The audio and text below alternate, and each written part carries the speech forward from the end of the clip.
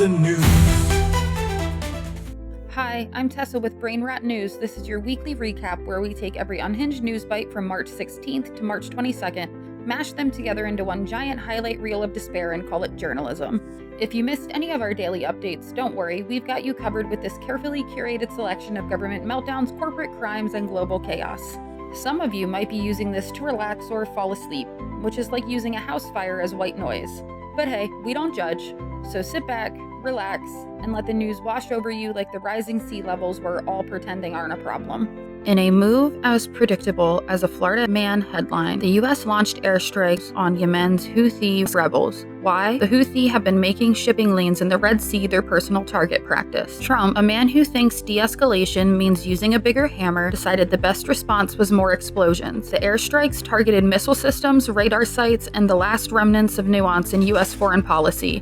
The Houthi, backed by Iran, were attacking ships over their grievances with Israelis' handling of Gaza. Trump, never one to let a complex international crisis go to waste, framed the U.S. strikes as a heroic stand for global stability. The operation was carried out by the USS Harry S. Truman, a ship named after the guy who dropped the first atomic bomb, just in case you were wondering what kind of energy we're bringing to this peacekeeping effort. Trump likely watched the missiles launch from his golf cart, adding Defender of Maritime Commerce to his resume, right between Bone Spurs survivor and man who totally won the 2020 election. The Trump administration just deported hundreds of alleged Venezuelan gang members to El Salvador, despite a federal judge explicitly telling them not to, because in Trump's America, the law is more of a suggestion. This is all thanks to a $6 million deal between the US and El Salvador, where the Salvadorian government agrees to warehouse these people in its notoriously overcrowded mega prison for a year. Think of it like a corporate outsourcing deal, but instead of call centers, it's human lives being shuffled around like bad Amazon packages. How did Trump justify this? By dusting off the Alien Enemies Act of 1798, a law so old it was written by men who thought bleeding someone with leeches was top-tier medical care. This law lets the president expel nationals from adversarial nations during wartime. You know, because when you think of US enemies, you think fellow human beings trying to flee a collapsing country. Meanwhile, civil rights groups are screaming their lungs out about human rights abuses, because the prison where these deportees are being sent is famous for, let's say,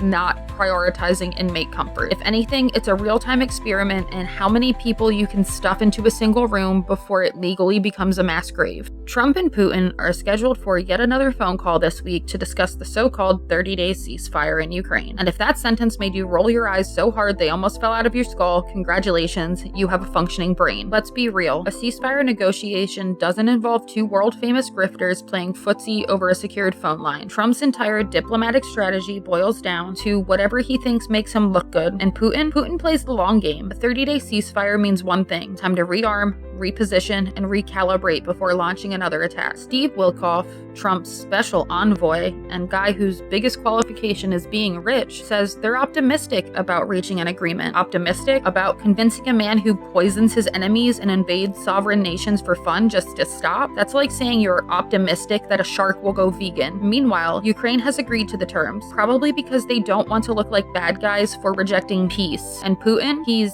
approved it in principle, which is Russian for I'll pretend to think about it while I keep bombing civilians. And Trump will waltz out of this thinking he looks like some kind of peacemaker, when in reality he's just handing Putin more time to destroy Ukraine at a slower, more polite pace. In Trump's world, if a dictator likes you, you must be doing something right. Trump's administration just slashed 400 jobs from the Bureau of Reclamation, the agency that manages dams, water resources, and hydroelectric power across 17 states. Apparently, the real enemy isn't climate change or infrastructure decay, it's people who know how to keep a dam from collapsing. These layoffs include dam operators, engineers, and emergency managers. You know, people who literally prevent giant walls of water from turning towns into Atlantis. But sure, let's fire those guys. Industry experts are warning that this could increase the risk of catastrophic failures, but since when has risk of mass death ever stopped Trump from cutting corners? If anything, he probably sees this as an efficiency upgrade. Why spend money on safety when you can just not? This is all happening while states like California, Arizona, and Nevada are already running out of water, and when one of these dams does fail, because it's just a matter of time, Trump will probably say no one could have seen this coming right before blaming immigrants for it. The latest storm system didn't just hit the US, it punched it hard. Tornadoes, wildfires, and dust storms killed at least 35 people across multiple states. Missouri took the biggest hit, reporting 12 tornado-related deaths, while Mississippi lost 6 people, Arkansas 3, Alabama 2, and Texas and Kansas were engulfed in dust storms so thick they looked like a live-action Mad Max sequel. This led to hazardous driving conditions, causing multiple vehicle accidents that claimed 11 lives. Oklahoma, not to be left out, caught fire and damaged 300 homes. Because when it rains, it pours, except when it burns. The National Weather Service issued tornado warnings stretching from the Carolinas to Florida, meaning this thing was so massive it basically looked at half of the country and said, "You're all screwed." And yet, despite an increasing number of record-breaking storms, floods, and infernos, Republicans are still out here claiming climate change is a hoax. Apparently, the only thing more indestructible than these storms is their stupidity. You could probably strap a Republican senator to a piece of plywood, yeet him into a Category 5 hurricane, and they'd come back screaming, "It's just a little wind." Insurance companies are likely already hard at work denying claims. Hey, at least we still have thoughts and prayers. That should definitely stop the next tornado from turning your neighborhood into splinters. And hospitals are now rolling out AI nurses, like Anna, to monitor vital signs and prep patients for appointments, because nothing screams quality healthcare like outsourcing life and death situations to a glorified chatbot. Hospital execs claim this will fight nurse burnout, which is corporate speak for, "We've refused to hire enough staff, so now it's robots or nothing." While AI can handle some tasks, it can't replace human judgment. Imagine coding on a hospital bed, gasping for help, and instead of a real nurse, you get Anna calmly saying, "Your heart rate has dropped to a critical level. Would you like me to schedule an appointment?" The same technology that struggles to book your airline tickets is now in charge of keeping you alive. Of course, this isn't about helping patients, it's about cutting costs. AI doesn't need breaks, healthcare, or union protections. And if it misdiagnoses you, oops, software glitch. Meanwhile, real nurses fear being disciplined for overriding bad AI decisions. Nothing says efficiency like forcing medical professionals to argue with an algorithm while a patient flatlines. Nursing unions are not excited about this technological advancement because while AI can assist with routine tasks, it cannot replace human thoughts and compassion. Let's be clear, AI isn't replacing hospital administrators or CEOs. No, their six-figure jobs are safe. It's the actual workers, the ones doing the life-saving, that are getting replaced. If there's one thing corporations hate more than paying fair wages, it's admitting they need human beings to run a hospital. At this rate, the future of healthcare is just a series of automated chatbots, billing errors, and iPad doctors who tell you to consult your primary care provider. But don't worry, at least Anna will be polite while she misdiagnoses you. So congratulations, America. Your future hospital stays will be monitored by robots, your prescriptions will be approved by an algorithm, and if you dare question it, you'll be told to contact customer support, which of course will also be an AI that doesn't understand your problem. 2 astronauts have finally been rescued from the International Space Station after being stranded there for 9 months. When NASA launched them last year on Boeing's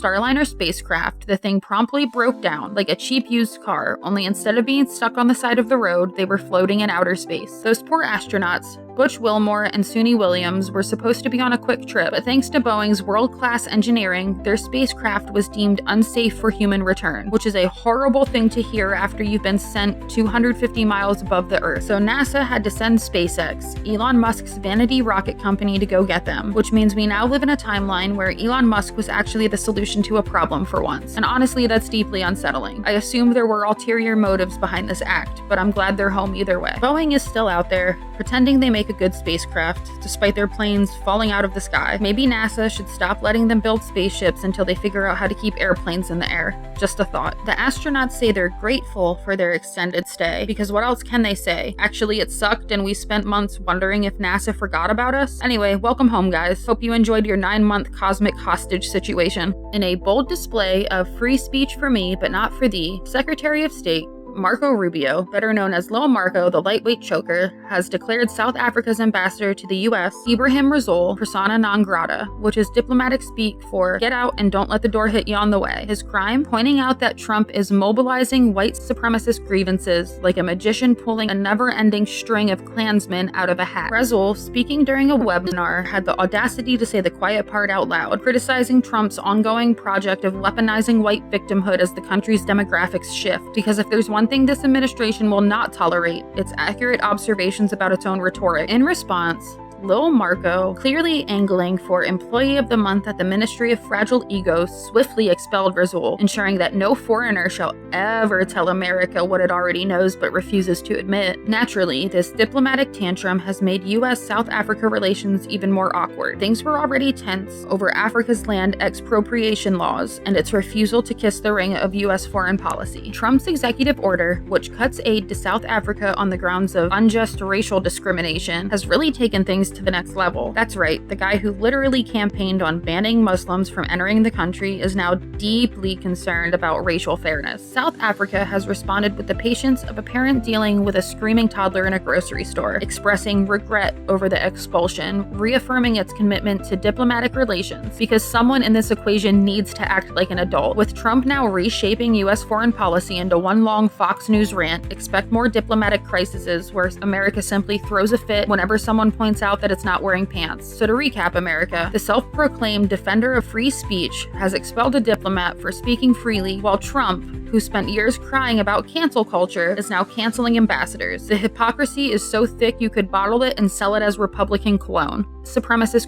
Trump just gutted Voice of America, the 83-year-old government-funded news agency that has spent decades countering authoritarian propaganda. Because why bother having actual journalism when you can just let Fox News handle it? Every single VOA employee has been placed on paid leave, which is basically the government's way of saying, we don't want to outright fire you, but we'd really love it if you just never came back. And since VOA is known for actually exposing dictators instead of befriending them, it's not hard to see why this happened. This move also cripples other critical outlets like Radio Free Europe, Radio Free Asia, and Radio Free Marti, media networks that exist to push back against state-controlled propaganda in authoritarian regimes, which, fun fact, makes shutting them down something that an authoritarian regime would totally do. Trump's official excuse is cost-cutting, because sure, that's where we need to save money, not on tax breaks for billionaires or endless military contracts or Trump's weekly golf trips, but on the voice of democracy. So yay, America. We just took another step towards having government-approved news networks where the only stories that are allowed are about how great Trump is and how immigrants are probably stealing your lunch money. Trump and Elon Musk, two of the most divorced men on earth, have now set their sights on the real villains, dead people collecting Social Security checks. They're claiming that millions of dead people over 100 years old are somehow still receiving benefits, which according to them is clear evidence of fraud. The Social Security Administration, on the other hand, is standing over in the corner screaming, "That's not true, you morons." In reality, the error rate is less than 0.3%, which means that yes, some people are mistakenly listed as alive. The much bigger problem? People who are alive are being mistakenly declared dead. Thousands of Americans get cut off from benefits every year because the government accidentally kills them on paper. So now, thanks to Musk's new Department of Government Efficiency, seniors might have to start proving they're alive weekly at this rate. And if they don't,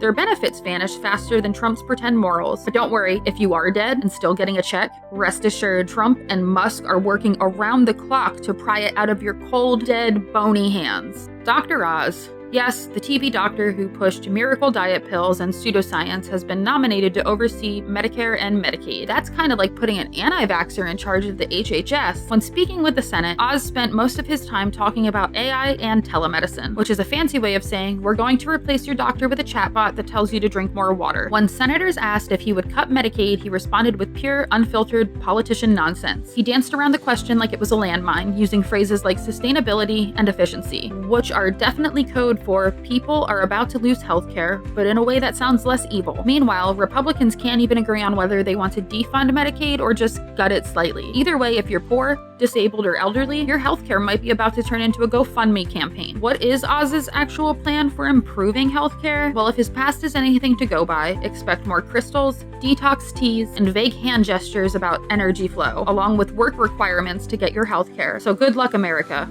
Your healthcare system may now be in the hands of a guy who once tried to sell you raspberry ketones as a cure for obesity.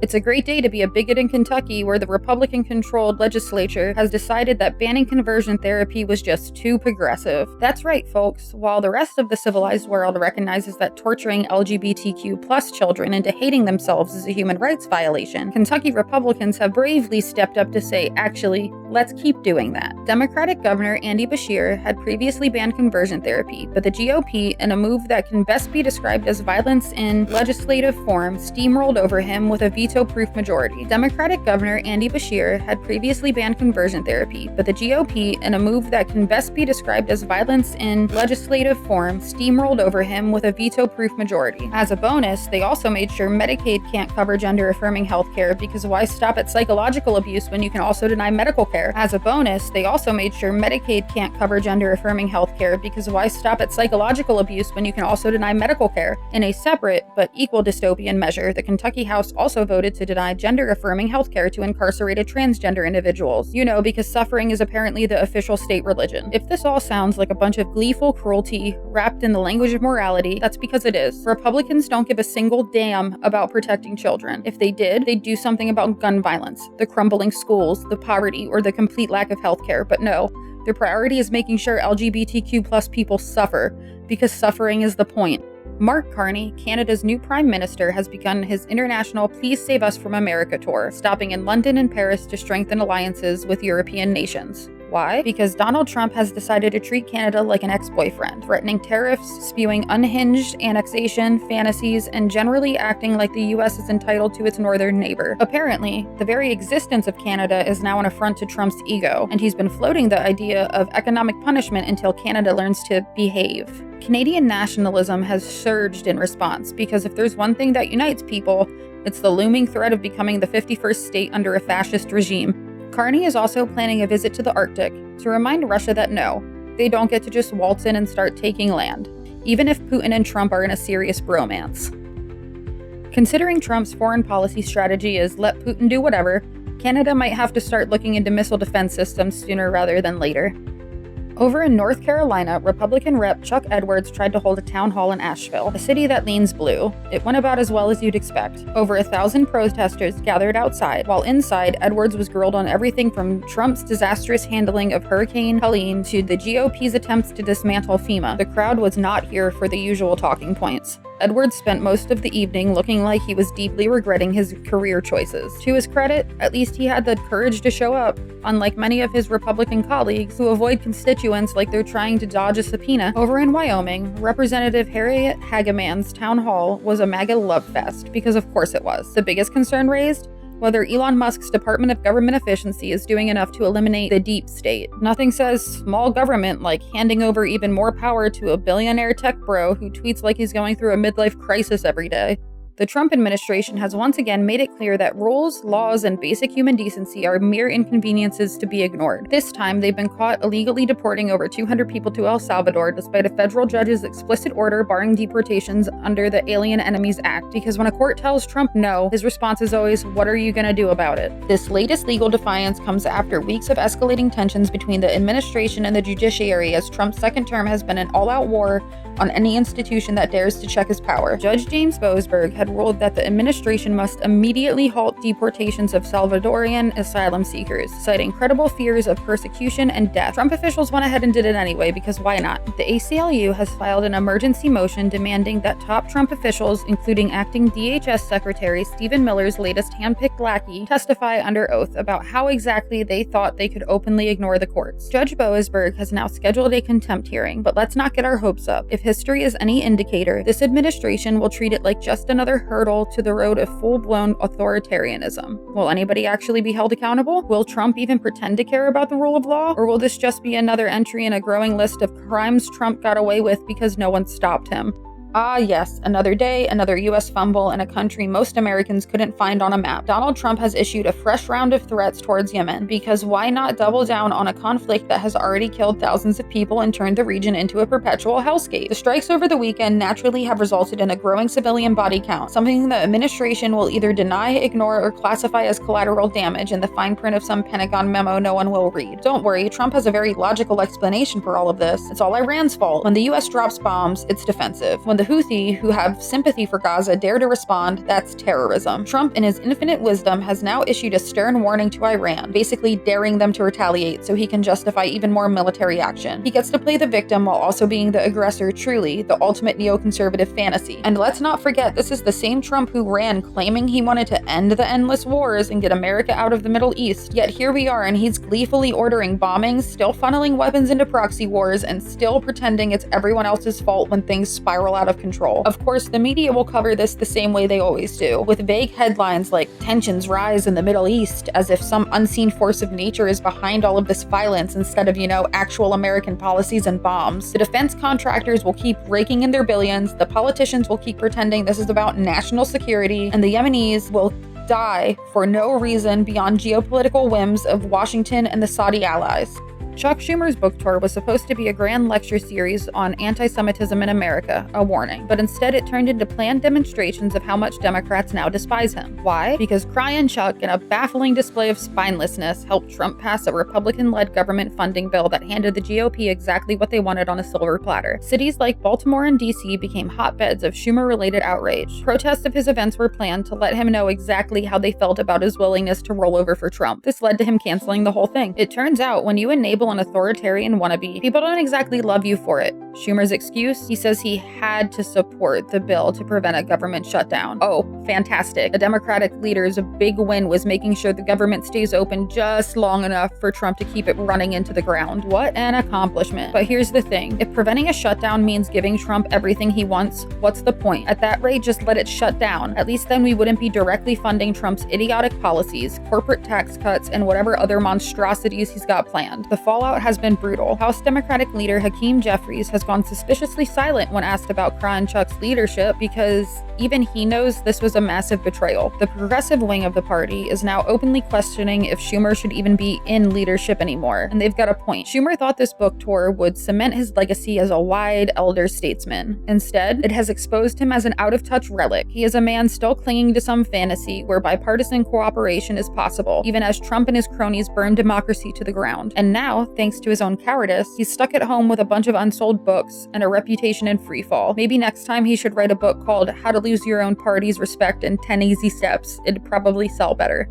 Like something that seems ripped straight from a dystopian fever dream, Ukraine's months-long push into Russian territory has possibly come crashing down. Yet, amidst the rubble, there remains a stubborn ember of hope that refuses to be extinguished, smoldering from Ukraine. Unfortunately, instead of standing in solidarity with the Ukrainian people and defending its sovereignty with any semblance of principled support, President Trump has chosen a different path that defies both logic and international expectations. Trump is now seen cozying up to Vladimir Putin, urging the Russian leader to take it easy on the Ukrainians. Putin, ever the opportunist, is more than happy to play along with Trump's farcical overtures. The Russian leader is reportedly prepared to offer mercy in exchange for Ukraine's troops to surrender, while also seeming reluctant to elaborate on specific terms. The possible collapse of Ukraine's incursion stands as a stark reminder of modern warfare's brutal realities, but it is also a testament to the indomitable spirit of a nation that, despite facing seemingly insurmountable odds, continues to fight for its future. The hope for Ukraine burns quietly, a spark waiting to ignite a movement that could eventually turn the tide and restore what is theirs: freedom and peace.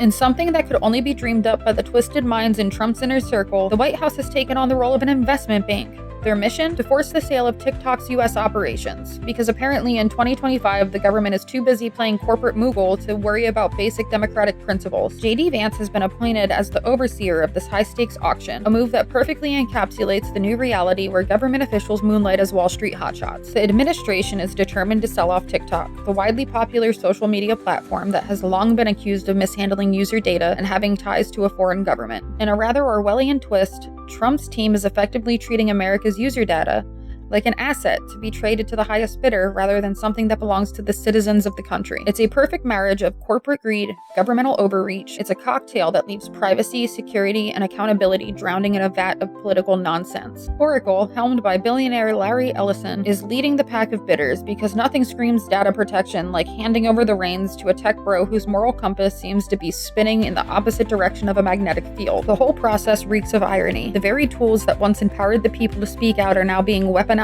in the corridors of power, as Trump's administration leverages its dubious authority to reshape the digital landscape. This isn't just a sale, it's a spectacle, a grotesque parody of free market principles, where the government's involvement turns every transaction into a political statement. The idea that the White House is acting like an investment bank would have been laughable a decade ago, but in 2025, it's become another disturbing chapter in the ongoing saga of corporate feudalism in America. The boundaries between state and capitalist interests have been blurred so thoroughly that we might as well ask if we're living in a simulation where democracy is just a poorly scripted reality show. While J.D. Vance and his cohorts scramble to finalize the deal, ordinary Americans are left to wonder when their government stopped being a protector of rights and started becoming just another player in the ruthless world of high finance, a world where everything is for sale. Under President Vladimir Putin, Russia's economy has been playing a high-stakes game of survival. Official numbers boast an apparent resilience after a modest 1.2 GDP contraction in 2022. The nation saw a 3.6 growth in 2023 and 2024. Don't be fooled by these glossy figures. They are nothing more than a house of cards propped up by an overheated war economy. This so-called stability rides on the fumes of relentless military spending, which now gobbles up a staggering 8% of the GDP and 40% of the federal budget. Major banks like Esser Bank and VTB Bank are practically throwing money around in a lending frenzy, with corporate credit surging by 18% in both 2023 and 2024, even as interest rates creep higher. This preferential lending now represents about 16% of their portfolios, setting the stage for a potential avalanche of defaults should defense spending ever lose its luster. As if that weren't enough, Russia faces a looming labor shortage. By 2030, a gap of 2 to 4 million workers is expected, a grim forecast compounded by persistently adverse demographic trends. Transitioning away from defense-centric economy to something resembling diversification would require a complete overhaul of these preferential lending practices, and a serious fix to the labor crisis. Of course, any talk of reform is drowned out by Putin's relentless plan to beef up military capabilities. While there's some chatter about easing sanctions, meaningful international cooperation remains as elusive as a sober moment at a Kremlin press conference. In essence, if peace ever comes knocking, Russia's economy might find itself in a brutal reality check, facing limited growth and seismic adjustments that no amount of state propaganda can mask. Remember when America used to be a place where brilliant minds from around the world would come to push the frontiers of medicine, science, and technology? That was before the current regime decided that paranoia was a substitute for governance. Dr. Rasha Alwiya, a Lebanese physician, was set to start a job as an assistant professor of medicine at Brown University because, she's actually good at what she does. Homeland Security officials took one look at her phone, saw a picture of Hezbollah's leader, Hassan Nasrallah, and decided she was obviously a terrorist, because in Trump's America, that's all the proof you need. Forget due process if your last name sounds remotely foreign, and there's a picture of a bearded man on your phone. You're one airport screening away from being ejected from the country. Never mind the fact that she had a valid visa, because apparently, if you even stand near the wrong person at a burial, you forfeit all rights. A judge had actually ordered a hearing before her deportation, but it turns out that law and order only applies when it's convenient. By the time the hearing was supposed to happen, she was already kicked out of the country. Meanwhile, the same administration rolling out the red carpet for white nationalist mass shooters is very concerned about a woman who helps people with kidney transplants. But sure, tell me again how this isn't just thinly veiled racism wrapped in an American flag. A rally is planned at the Rhode Island State House to push for her return, but knowing this administration, they'll probably call in the riot police and arrest everyone with an IQ over 100. In today's next episode of Late Stage Capitalism, House Democrats are demanding answers about Trump's Department of Government Efficiency, DOGE, which sounds like a meme, but is actually a real-life bureaucratic nightmare. Reps Jamie Raskin and Gerald Connolly filed a Freedom of Information Act request, basically asking, hey, what the hell is this thing actually doing? Because at this point, DOGE appears to be operating with less transparency than the CIA's black budget. Here's what we do know. DOGE has access to sensitive government data, but refuses to say how much. It's using AI for undisclosed operations, which is always real reassuring. It's firing federal employees at record speed with no clear legal authority. Its staff consists of Musk loyalists and right-wing Silicon Valley rejects, whose main qualifications seem to be owning Dogecoin and tweeting bad opinions. Democrats want to know who's actually working there, what they're doing, and whether any of this is legal, which, given that Doge operatives have been casually strolling into federal buildings and restructuring entire agencies, seems like a fair question. Don't expect answers anytime soon. If Musk is running Doge like he runs Twitter, the official response will probably be a cryptic meme and a promise that the woke mind virus will be eradicated.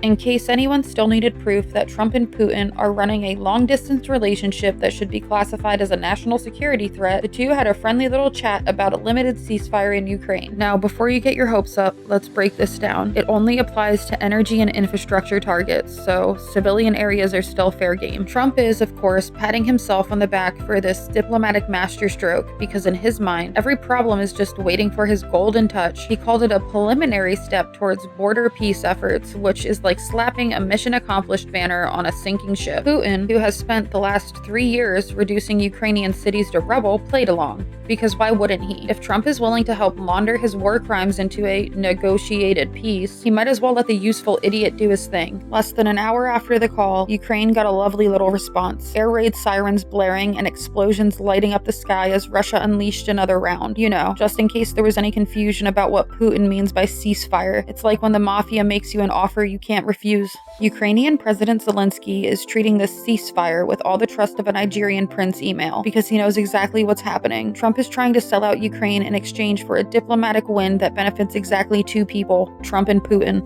Donald Trump is once again demanding that people who do their jobs need to be punished for it. This time, it's U.S. District Judge James E. Boasberg who had the audacity to rule against Trump's attempt to deport Venezuelan immigrants using a law so old it probably had to be dusted off by a museum curator. Yes, Trump is trying to use the Alien Enemies Act of 1798, a relic from the days when powdered wigs were considered peak fashion to justify mass deportations. Next up, bringing back leech-based medicine and revoking the right to vote from anyone who isn't a landowning white man. Oh wait, that last one might already be in the GOP's 2026 platform. Trump, ever the connoisseur of temper tantrums, called Boasberg an unelected troublemaker because apparently he just discovered how the judicial system works. Newsflash, Donnie, judges don't have to win popularity contests because their job is to uphold the law, not kiss your bloated orange butt.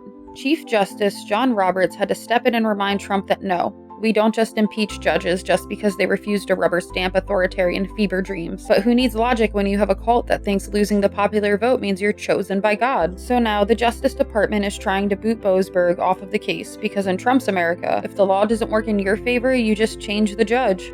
In today's edition of How Many War Crimes Can You Fit Into One News Cycle, Israel has resumed bombing Gaza because ceasefire talks fell apart. Again, because that's what happens. Because that's what always happens. Because peace is only an option if it comes with a side of complete Palestinian submission. The January ceasefire had resulted in a hostage exchange that could be generously described as wildly lopsided. 25 hostages for nearly 2,000 Palestinian prisoners. But when Israel demanded more hostages and Hamas didn't immediately comply, Netanyahu ordered airstrikes that killed over 400 people, proving once again that his preferred negotiation tactic is kill them until they agree. Hostages' families are terrified because when the bombs start falling, there's no such thing as collateral damage, just more dead civilians, conveniently labeled as legitimate targets after the fact. This war has been going on for a long time, and at this point, the only real question is, how many more generations will be sacrificed on the altar of blind nationalism?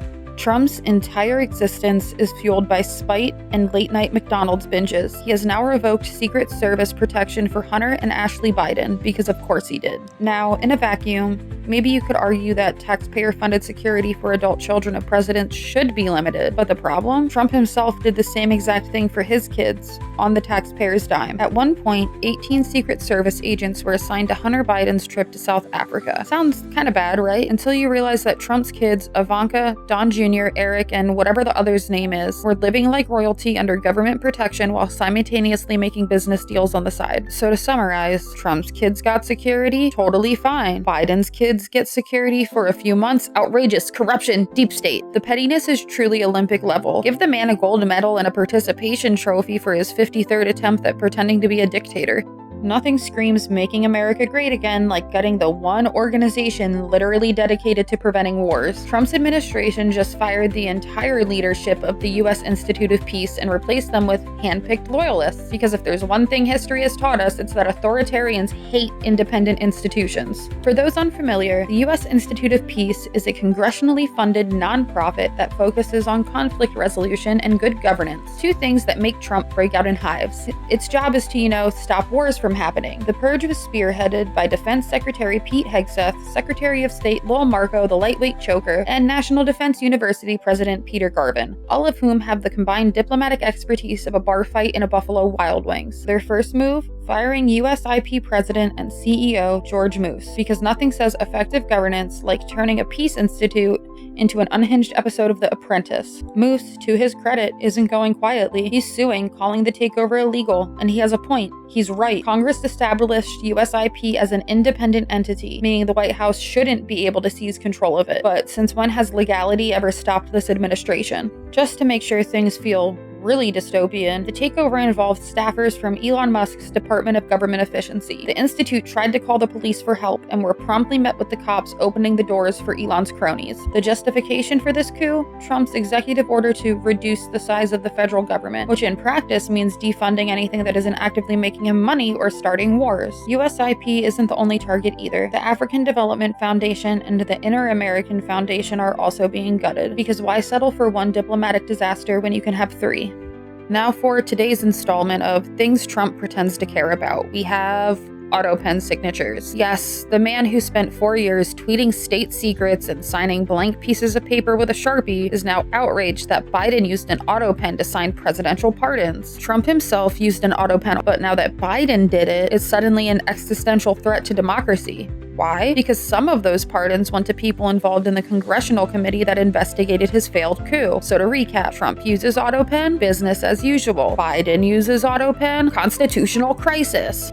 Over the weekend, in a spectacle that would make even Orwell do a double take, the Trump administration deported over 200 Venezuelan immigrants. Not back to Venezuela, but to a maximum security prison in El Salvador. Because why limit yourself when you can commit human rights abuses across an entire hemisphere? This little act of state-sponsored kidnapping was justified under the Alien Enemies Act of 1798, which, in case you didn't catch it before, was written before the invention of modern plumbing. Trump is using a 226-year-old law from the John Adams administration to justify rounding up immigrants and dumping them in foreign prisons. Nothing screams small government like an authoritarian dragnet straight out of a dystopian novel. Of course, the official excuse is that these deportees were allegedly gang members. The problem? Most of them didn't even have criminal records. Take Franco Carballo, for instance, one of the deported who managed to make a desperate phone call to his wife before he vanished from all U.S. detainee records. Nothing says law and order like people disappearing into black sites. Families of the deported are left in the dark, desperately searching for their loved ones, while the Trump administration shrugs and mutters something about national security. His supporters will cheer it on because nothing gets the MAGA base more excited than needlessly traumatizing immigrant families in the name of patriotism. Venezuelan officials are calling this what it is, a kidnapping operation sanctioned by the US government. And while MAGA fanatics will celebrate this as tough on crime, let's be real, this isn't about crime. If it were, half of Trump's own administration would be in handcuffs. No, this is just another chapter in Trump's endless campaign of xenophobic cruelty, a man so insecure that he needs to ruin immigrant families for sport just to feel powerful. If this is what making America great again looks like, I'd hate to see his definition of dystopia.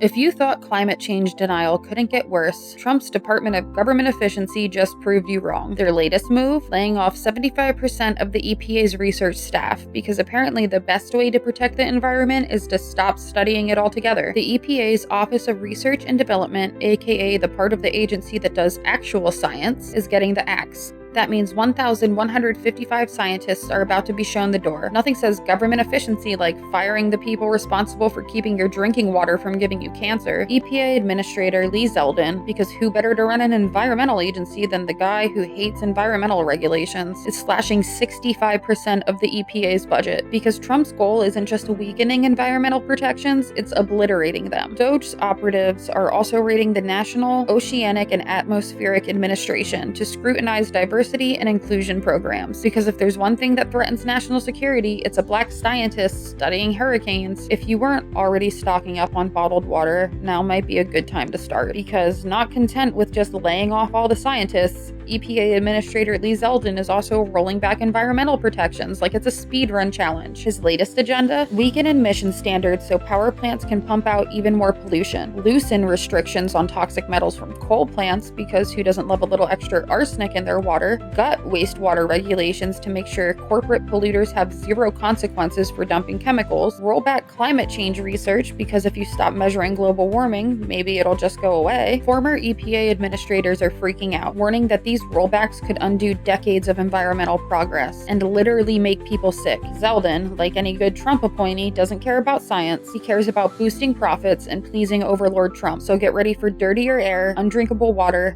and a planet that's just a little bit closer to being uninhabitable. If you thought AI was just for generating bad art and writing soulless corporate emails, think again. Europol just confirmed that organized crime is using artificial intelligence to supercharge everything from cyber attacks to fraud to child exploitation. Apparently, we weren't content with just letting billionaires and corporations ruin AI. Now we're letting the mob get in on the action too. According to Europol's director, Catherine DeBoll, AI has made crime faster, smarter, and harder to track because it's doing for criminals what steroids did for baseball players, except instead of hitting home runs, they're hacking banks and running billion-dollar scams. So what exactly is AI helping criminals do? Oh, just some light dystopian nightmare fuel. Deepfake scams. Criminals are now using AI to create hyper-realistic deepfakes of politicians, CEOs, and even family members to manipulate people. Imagine getting a video message from your boss telling you to wire a few $1,000,000 to some offshore account, only to later realize that it wasn't your boss, but an AI-generated clone created by hackers. AI-generated child exploitation material. It's as horrifying as it sounds. Criminal networks are now training AI to generate fake child abuse images, which are impossible to track back to a real victim, because the victims are real in this situation. This victimizes children. This exploits legal loopholes and floods law enforcement with an overwhelming tsunami of a digital horror, making it even harder to find and rescue the actual victims. AI-assisted money laundering. Remember when laundering money required fake businesses and shady accountants? Not anymore. AI can now generate shell companies, create fake transaction histories, and move money through complex crypto networks faster than regulators can even begin to track. Wait, it gets worse. Because it always does. AI isn't just helping criminals operate in the shadows, it's actively helping authoritarian regimes as well. Europol notes that some of these cyber attacks are blurring the lines between profit-driven crime and state-sponsored hacking operations, which means that half of these AI-powered scams could actually be coming from governments like Russia, China, or North Korea. Silicon Valley insists that AI is going to be the best thing to ever happen to humanity, while Europol is panicking about AI making crime unstoppable. Tech billionaires are too busy selling AI-generated girlfriend simulators and launching chatbots that can't even tell the difference between sarcasm and a customer complaint. The UN just dropped its latest climate report, and in shocking news, we are absolutely, thoroughly, unequivocally cooked. Last decade, hottest on record. CO2 levels, the highest they've been in 800,000 years. We are sprinting towards ecological collapse, like it's an Olympic event. The people in charge don't even pretend to care anymore. Fossil fuel companies are still raking in profits. Governments are still approving new drilling projects like we've got a spare planet lying around. Billionaires are still flying private jets to climate summits to discuss how sad it is that the pores are going to burn. And if they ever get around to doing anything, it's always some half-assed carbon offset scheme that does nothing but make them feel better while the world turns into an oven. But don't worry, I'm sure Elon Musk and Jeff Bezos will swoop in and save us the second they figure out how to make money off of it. And if they don't, well, there's always Mars. Too bad we won't be able to afford a ticket. In Turkey, President Erdogan has decided democracy was cute while it lasted, but now it's time to go full dictator. His latest move? Arresting the mayor of Istanbul, one of his biggest political rivals, because if there's one thing strong men love, it's eliminating the competition. At this point, Erdogan isn't even trying to hide it. He's just running the standard autocrat playbook. Silence the media, jail the opposition, crush protests, and wrap it all up in a nice shiny package labeled national security. What is the US's response? Nothing, not a zip. Authoritarianism is never a problem when it's happening in a country we do business with, and why would it? We're basically doing the same thing. Erdogan is tightening his grip on power, and the so-called leaders of the free world are watching with all the urgency of a turtle crossing the highway. Sure, let's keep pretending democracy is sacred while we let the fascists do whatever they want. Let's keep pretending democracy is sacred while we let fascists do whatever they want.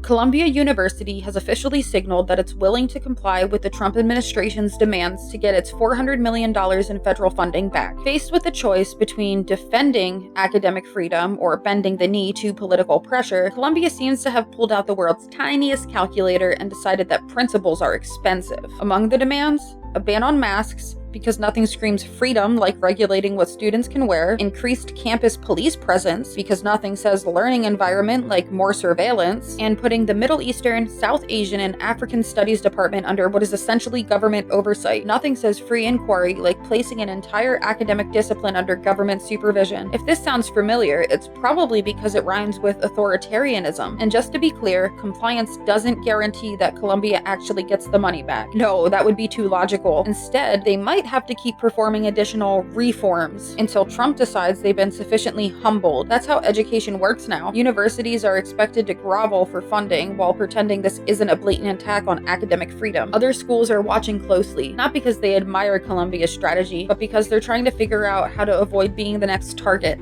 And in other wars that will never end because the people in charge don't want them to, Israel has launched yet another ground invasion in Gaza, this time targeting the Netzarim corridor, a crucial route that cuts the territory in half. If that sounds strategically familiar, it's because dividing a population and forcing mass displacement is a classic occupation strategy. This comes after a single day of Israeli airstrikes that killed over 400 Palestinians, marking a massive escalation after the 2-month ceasefire with Hamas. The official line that this is about dismantling Hamas's control and rescuing hostages. On the ground, it looks a hell of a lot like an occupation strategy dividing the land, cutting off movement and making survival even more impossible for civilians. Defense Minister Israel Katz has signaled more evacuations, meaning tens of thousands of Palestinians will be forced yet again to flee for their lives. Where exactly are they supposed to go? The United Nations is already reporting casualties among its staff and mass displacement of its residents. Gaza has been bombed into near total ruin, and now the Israeli military is carving it up further. Meanwhile, the US government continues its usual routine, expressing concern while writing billion-dollar checks for more bombs. International leaders like French President Emmanuel Macron are warning about the humanitarian disaster unfolding. This isn't just a war, this is an unfolding catastrophe with no accountability. The world keeps watching, the world keeps condemning, and yet the bombs keep falling. We have seen this pattern before. We know how this story ends, and yet it keeps playing out over and over again, while the people in charge pretend they have no idea how to stop it.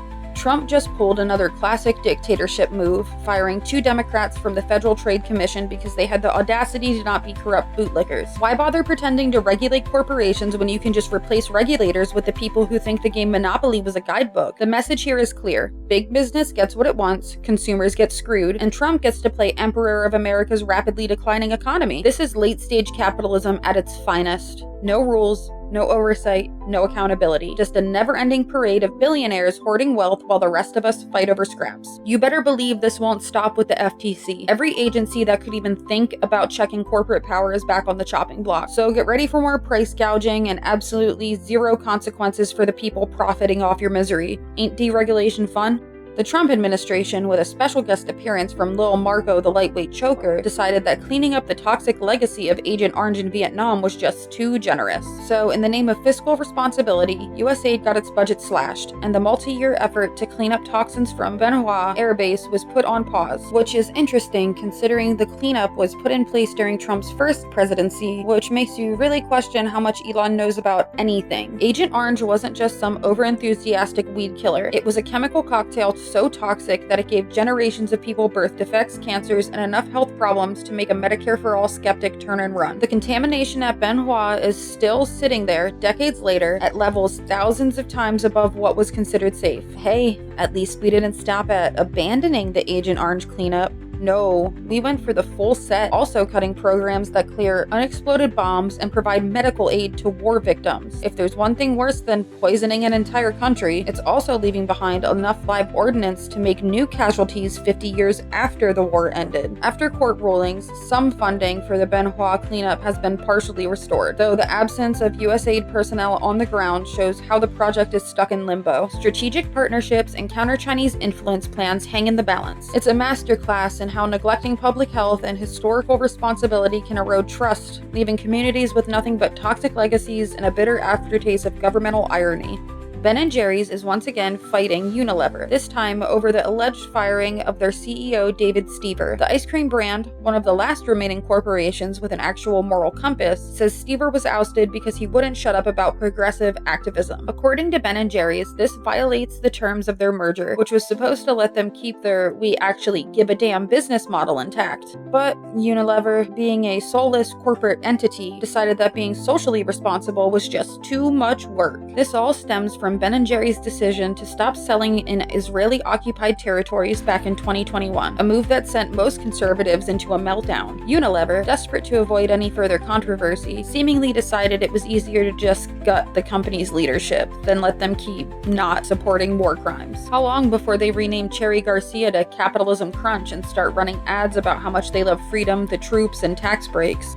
In what might be the least surprising consequence of Musk hitching his diamond-encrusted, AI-powered, self-driving wagon to Trump, people are setting Tesla dealerships on fire. And honestly, Kinda makes sense. Since Musk officially became Trump's little tech overlord, there's been a massive spike in violent attacks on Tesla showrooms. Arson, Molotov cocktails, it's like the French Revolution, but instead of palaces, it's luxury electric car dealerships. You spend years pretending to be a progressive climate hero, and then one day you're throwing cash at Trump's re-election, and suddenly everyone realizes you were just another billionaire grifter with a god complex. Weird how that happens. Law enforcement is calling it domestic terrorism because nothing says protecting democracy like cracking down on the people mad that the richest man on the planet is helping a fascist regime. Maybe, just maybe, if Musk hadn't spent the last few years openly courting right-wing extremists, trying to kill public transit, and turning Twitter into a neo-Nazi daycare, people wouldn't be so eager to chuck Molotovs at his brand. Just a thought.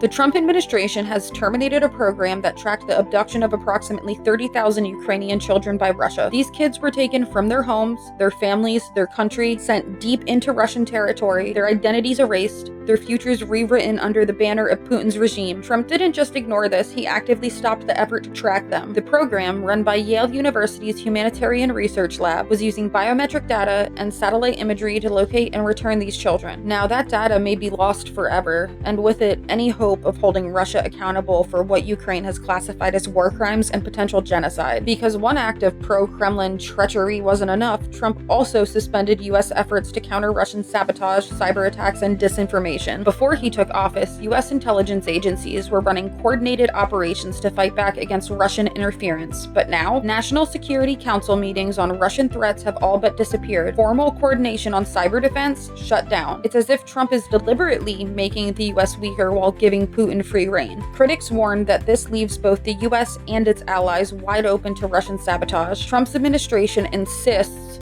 they'll respond decisively if Russia crosses the line. A bold promise, considering they've just erased the very mechanisms that were supposed to prevent attacks in the first place. This is not just corruption. This is the systematic dismantling of America's defenses for the benefit of a hostile foreign power. Elon Musk's shadow government is officially extending its greasy little fingers into US aid, because who better to oversee international development than a bunch of tech bros who think democracy is a dirty word? Jeremy Lewin, an official from Musk's Department of Government Efficiency, has been installed as the Deputy Administrator for Policy and Programs and Chief Operating Officer. That's a whole lot of power for a department that openly tried to shut USAID down. Putting Doge in charge of USAID is like letting a chainsaw run a hospital. But hey, efficiency? Former officials and actual experts, aka people who know what the hell they're doing, are raising alarm bells over conflicts of interest. The whole point of this administration is conflicts of interest. These guys don't even pretend anymore. What's next? Tesla overseeing public transportation? In a move that screams reading, who needs it? Donald Trump has signed an executive order directing the dismantling of the U.S. Department of Education, effectively passing the responsibility of schooling back to the states, or as Republicans like to call it, letting Florida decide your child's future. This aligns perfectly with the GOP's long-term dream of turning public education into a Mad Max-style wasteland where only the strong and the homeschooled survive. So who's in charge of this disaster? Overseeing this grand educational bonfire is none other than Education Secretary Linda McMahon. Yes, the same Linda McMahon from WWE, because if there's one thing the American education system needed, it was more steel chairs and scripted outcomes. McMahon's job is to ensure that essential services like Pell Grants and federal student loans continue, at least until they can figure out how to replace them with scratch-off tickets labeled "win a college degree." Can he actually do this? Not entirely. Since the Department of Education was created and funded by Congress, Trump can't legally disband it on his own. But since when has legality stopped him? This move is basically the political equivalent of lighting a stick of dynamite and hoping no one figures out how to defuse it. Expect lawsuits, expect chaos, expect at least one Republican senator to show up on Fox News screaming about states' rights while mispronouncing the word curriculum. So who gets screwed first? Immediate layoffs have already hit the Civil Rights Division of the department, of course, because if there's one thing Republicans hate more than education, it's education that acknowledges racism. This means fewer investigations into discrimination, meaning if your kid gets expelled for being black in a conservative school district, well, Good luck with that. Who actually wants this? Republicans, libertarians, and anyone whose entire educational philosophy can be summed up as teach kids how to start a business, not history. Advocates claim that this will reduce bureaucracy and give states more control, which is a fancy way of saying, let Mississippi decide if slavery should be called a career opportunity. But someone is sounding the alarm. A few someones, actually. The NAACP, Democratic leaders, teachers' unions, and education advocates are all warning that this will decimate resources for low-income and minority students. Because when you take away federal oversights, states do what they do best, gut funding for poor kids while funneling taxpayer dollars into private schools for the rich. This executive order is going to be tied up in legal battles for months, but in the meantime, the Department of Education is already being gutted. If you thought US public schools were bad before, wait until Betsy DeVos comes crawling back with a for-profit learning solution sponsored by Chick-fil-A and PragerU. So there you have it. Trump, a man whose greatest literary accomplishment is not reading the Constitution, is now dismantling the one government agency responsible for making sure people can actually read. America, your next spelling bee word is dystopia. Ukraine just pulled off one of its most daring strikes yet, hitting Russia's Engels air base, a key hub for Moscow's nuclear-capable bombers, and setting off a massive explosion deep inside Russian territory. Russian officials frantically claim they shot down 132 Ukrainian drones, wrecked buildings, fire, panic. This isn't just another battlefield skirmish. Engels air base, located 700 kilometers from the front lines, is where Russia stages long-range bombing runs on Ukraine.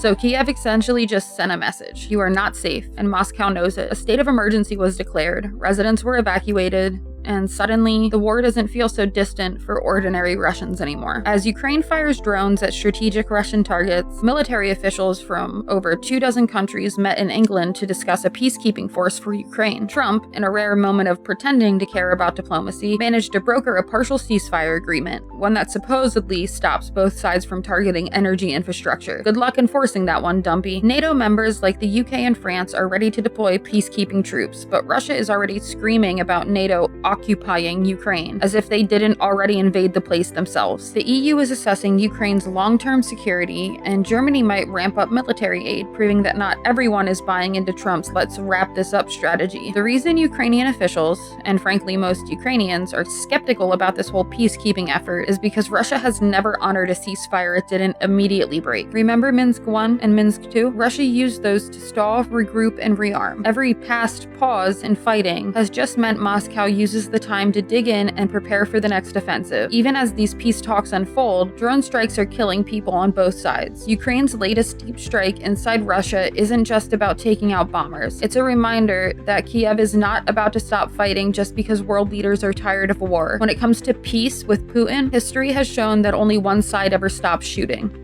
In yet another five-star disaster from the Trump administration, the Department of Veterans Affairs is undergoing a significant restructuring, which in plain English means slashing mental health services for people who actually fought for this country because someone apparently looked at the suicide rate among veterans and thought not high enough. The administration's grand plan includes firing over 80,000 VA employees to bring staffing levels back to 2019 numbers, because apparently the goal here is to restore the glorious days of veterans screaming into the void while drowning in bureaucracy. Mental health services are taking some of the hardest hits, leading to appointment cancellations, endless wait times, and a general sense that nothing will get better for them. The suicide rate for US veterans hovers around 17 per day, meaning that while the government does this, veterans are dying waiting for care. Hey, at least the VA is making budget cuts though, right? Nothing says fiscal responsibility like saving money on mental health while losing lives in the process. One of the many casualties of this genius restructuring is Joey Cortez, a US Air Force veteran who had already been waiting for mental health services since August. Instead of getting the help he desperately needed, he also got fired because of Trump's return to office mandate. Apparently, if you're not sitting in the government building physically, your job doesn't count. The VA is also gutting its telehealth services, forcing veterans to return to overcrowded VA facilities where they can enjoy hours-long waits, zero privacy, and the sweet sound of underpaid staff slowly losing their will to live. Because nothing says mental health support like forcing veterans with anxiety to sit in a room full of other veterans with anxiety. Even organizations like the Veterans of Foreign Wars, which are not exactly known for being radical leftists, are raising red flags. While they agree that the VA's mental health system needs a review, they'd prefer a cautious approach, which is veterans speak for maybe don't fire the people keeping us all alive. Hopefully, the VA will somehow scramble to hire new mental health providers before veterans are forced to seek therapy from YouTube self-help channels. Unfortunately, it seems that this is just the beginning of Trump's long-term plan to replace the VA with a Bible, a bootstraps lecture, and a one-way ticket to crippling mental health. Donald Trump's foreign and economic policies, best described as a combination of a wrecking ball and a temper tantrum, are pushing Asia to diversify away from the United States. By slapping tariffs on allies and throwing multilateral agreements into the shredder, Trump has made it clear that America's role as the world's economic anchor is more like a boat slowly sinking while screaming about how great it is. Asian financiers and officials are now scrambling to reduce their dependence on the US, coining what they call the America Plus One strategy, which is basically diplomatic shorthand for, yeah, we'll still work with you, but we need a backup plan. The shift reflects a growing move towards a multipolar world where China, India, and other rising economies are playing a bigger role. Of course, replacing the US isn't easy, since American capital markets are like a casino that never closes, corrupt, bloated, but too big to ignore. The diversification effort has led to new trade corridors between Asia, the Middle East, and Latin America. Because when the world's supposed leader starts behaving like a reality TV contestant, other countries naturally start looking for more stable partnerships. That said, US investments continue to grow, because as much as the world wants to break free from America's economic grip, there's still a lot of money to be made in a country that spends billions on both weapons and pumpkin spice lattes. Moving away from the US dollar also presents a challenge, because while alternatives like gold and cryptocurrency exist, they're about as reliable as an anti-vax wellness influencer explaining macroeconomics. As global power dynamics shift, expect even more economic gymnastics, unexpected alliances, and of course, Trump showing up on Truth Social to take credit for every possible outcome. Whether the US remains the dominant player or gets outmaneuvered, one thing is clear: the world is hedging its bets because nobody wants to be tied to an empire that's busy setting itself on fire. In a shocking development that absolutely everyone could have predicted, over 46,000 Cybertrucks are being recalled. These $80,000 stainless steel monstrosities are shedding parts like a snake molting mid-commute. The issue? The cant rails, also known as the trim panels, are detaching and turning into high-speed road hazards because apparently aerodynamics and basic engineering took the day off when this truck was designed. Doesn't seem very efficient, does it, Mr. Doge? If you've ever wanted to play real-life Mario Kart with chunks of metal, congrats, Tesla has you covered. If you're thinking, wait, didn't Cybertruck already have major recalls? You'd be absolutely right. Before this, Tesla had to recall them for accelerator pads that got stuck, effectively turning them into bulletproof stainless steel death traps. But hey, at least they still look cool in Instagram photos, which is really all that matters, right? So this is just the latest in Tesla's long-running series of vehicular oopsies. The company, which somehow accounted for 21% of all US vehicle recalls in 2024, swears they'll fix the issue free of charge, which is very generous of them, considering their trucks are out here attempting vehicular manslaughter. Hey, no need to panic, Tesla fans. The stock price remains completely unaffected, because at this point, Elon Musk could announce that the Cybertruck runs on astrology and positive vibes, and investors would still YOLO their life savings into it. If you drive a Cybertruck, keep an eye on your trim panels, your accelerator, and probably your entire car. Great news. The government has finally noticed that a highly infectious disease is ravaging the food supply. Their solution? Throw $100 million at it and pray. If there's one thing that America excels at, it's waiting until a crisis spirals out of control before doing anything about it. Bird flu is wrecking the poultry industry, but this isn't just a factory farm problem. Wild birds, especially migratory ducks and geese, are spreading it everywhere, taking out backyard flocks, free-range farms, and entire species of wild birds along the way. Even bald eagles are dropping dead. Surely there's a metaphor there. So let's just keep pretending this is just about egg prices. Small farmers are also getting wiped out.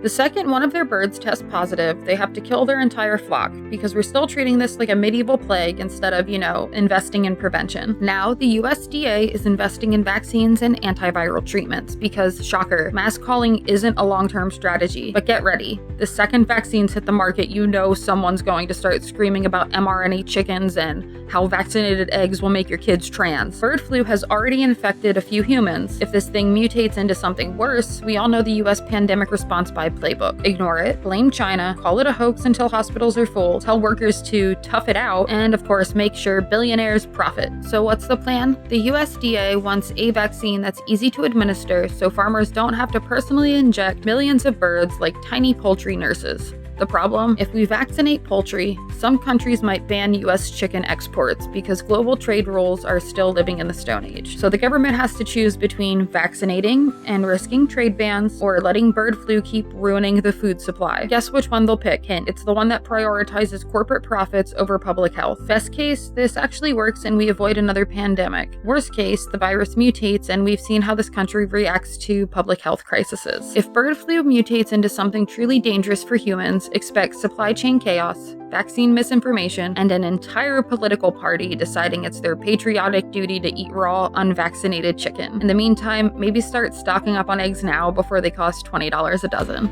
Welcome to the land of the free, where we like arresting and deporting students for having the wrong political opinions. The Trump administration has detained Badar Khan Suri, a Georgetown University postdoctorate fellow, on allegations of ties to Hamas, which in case you were wondering means absolutely nothing because no evidence has been provided. Suri, an Indian national married to a US citizen from Gaza, is currently locked up in Louisiana awaiting deportation. His crime being vocally pro-Palestinian in a country where that's becoming increasingly dangerous to do. This isn't just about Suri. His arrest fits into a wider crackdown on pro-Palestinian activists, especially on college campuses. Mahmoud Khalil, a Columbia University student and US permanent resident, was detained under similar accusations. What are those accusations? Being critical of Israel's actions. The administration's message is clear. If you're not on board with US foreign policy, you're a threat, and if you're an immigrant, good luck. The Department of Homeland Security, citing Lil Marco, the lightweight choker, claims Suri is a risk to US foreign policy. How? They won't say. Evidence? None provided. If we've learned anything from post-9/11 America, it's that terrorism accusations don't need proof, just vague insinuations and a media willing to play along. This is the same government that locked up thousands of Muslim men after 9/11 with zero convictions. The same country that ran decades-long surveillance programs on mosques, but somehow failed to stop actual terrorist actions. The same administration that preaches free speech while actively criminalizing pro-Palestinian activism. Georgetown University, where Suri was a researcher at the Center for Muslim-Christian Understanding, seems just as confused as the rest of us. They expressed surprise at his arrest, stating that they had no knowledge of any illegal activity. Translation, the government didn't even bother making a half-decent case before dragging a man out of his home. Suri's detention is just the beginning. The administration is setting a precedent. Criticizing US foreign policy can now get you deported. Today it's pro-Palestinian students, but tomorrow, who knows? But sure. Let's keep pretending this country values free speech and democracy.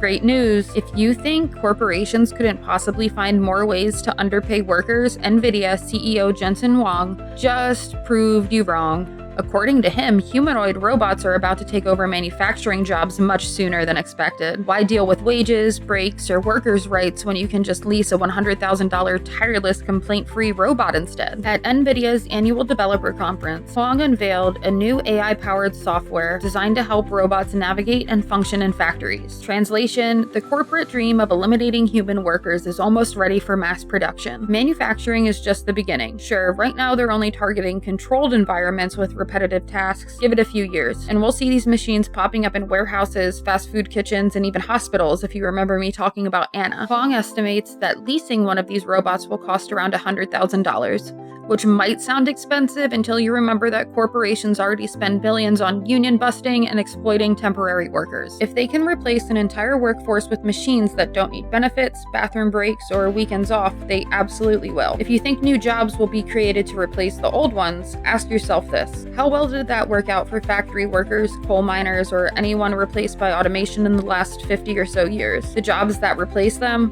they're lower paying, less stable, and with zero worker protections. While tech billionaires fantasize about robot utopias, regular people are left asking, who exactly is this progress for? Because unless you're a shareholder in big automation, the future looks a lot like working harder for less money, competing with AI, and hoping your job isn't next on the chopping block. But hey, at least the robots won't form a union. Yet.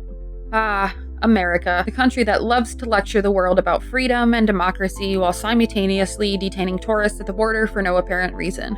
Thanks to Trump's latest crackdown on border enforcement, Britain has updated its travel warnings, reminding its citizens that even if they follow every rule, they might still end up in detention. The British Foreign Office is now telling travelers that having a valid visa or entry waiver doesn't actually mean the US will let them in. Who needs consistency or logic when you can have arbitrary detentions and fear-mongering? This isn't just paranoia. Recent incidents include a British woman detained over a potential visa issue, because why wait for proof when you can just lock people up? German travelers are facing a similar treatment, which forced Germany to update its own travel warnings. Nothing reassures allies like treating their citizens like criminals. This is all part of Trump's ongoing obsession with making US borders as unwelcoming as possible. His policies don't just target asylum seekers or undocumented immigrants anymore. Even tourists from allied countries are getting the do not enter treatment. And let's not pretend this is about security. This is about sending a message. The US isn't just clamping down on illegal immigration, it's making sure that even legal entry feels like a gamble. At this rate, the Statue of Liberty might as well swap out "give me your tired, give me your poor" for "we might as well arrest you at customs."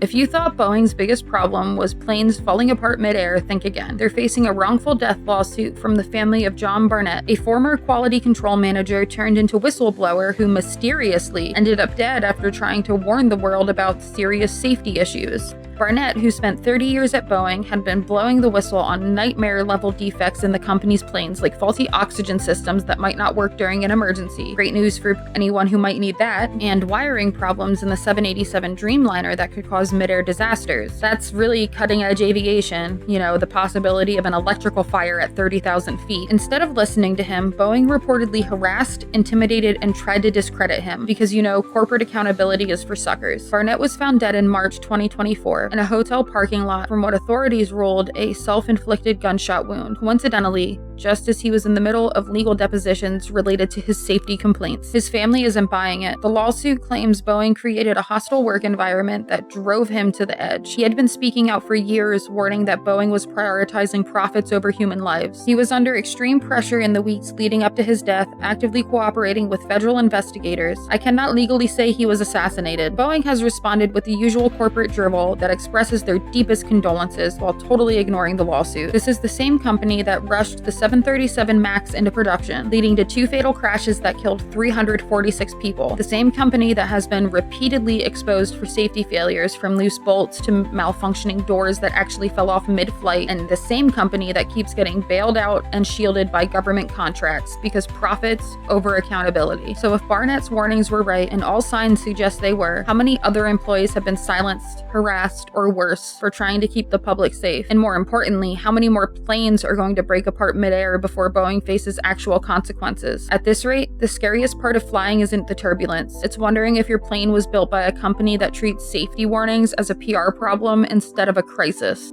Under the new, totally responsible leadership of FBI Director Kash Patel, the FBI has decided that domestic terrorism just isn't a big deal anymore. Staffing in the Domestic Terrorism Operations section has been slashed, and the tracking tool for such investigations has been tossed out. This shift conveniently aligns with the Trump administration's apparent reluctance to scrutinize groups that, let's be honest, make up a chunk of their voter base. Despite previous warnings that white supremacist and anti-government extremist groups pose significant security threats, the administration seems more interested in redirecting the FBI's resources elsewhere. The Joint Terrorism Task Forces are now busy assisting with immigration enforcement and labeling attacks on corporations like Tesla as domestic terrorism, because we are totally protecting the homeland by cracking down on activists. If you organize against billionaires, the FBI cares. If you stockpile weapons and openly talk about overthrowing the government, it's fine as long as you play for the right team. To drive the point home, Trump tapped Dan Bongino, a conspiracy-peddling right-wing podcaster, to help run the FBI. Just in case anyone thought law enforcement should remain independent. This message is clear. Extremism is only a problem if it's inconvenient for the people in power. So if you are wondering whether domestic terrorists are getting a free pass under the administration, the answer is a resounding yes. But don't worry, if you post something mean about Elon Musk, they'll be right with you. Israeli forces have ramped up their assault on Gaza, turning what was left of a ceasefire into little more than a punchline. Airstrikes have wiped out entire families, while evacuation orders keep coming through. At this point, Palestinians might as well be asked to evacuate into the sea because there's nowhere left for them to run. The military insists it will maintain control until all hostages are freed, which sounds a lot like indefinitely, given Israel's track record of moving goalposts when it comes to Palestinian suffering. Meanwhile, in a brief moment of intra-apartheid drama, Israel Supreme Court has temporarily blocked Netanyahu's attempt to fire Shin Bet chief Ronan Bar. Netanyahu's effort to axe Bar is widely seen as another desperate ploy to consolidate power, because being on trial for corruption and presiding over a genocidal war apparently isn't keeping him busy enough. While the court's decision does slow him down, it's hardly a victory for democracy. After all, this is the same court that rubber stamps apartheid. It's like expecting the arsonist to call the fire department. Then there's Trump, who has thrown America's full support behind Israel's assault, ensuring that US tax dollars continue funding the mass slaughter. Wannabe dictators need to stick together, of course. His administration has taken things further by cracking down on pro-Palestinian activism at home, with student protesters facing arrest, deportation, and visa revocations. Apparently, chanting for a free Palestine is a greater offense than leveling entire neighborhoods. But despite it all, Palestine endures, because you can occupy land, you can flatten cities, but you cannot erase a people's right to exist.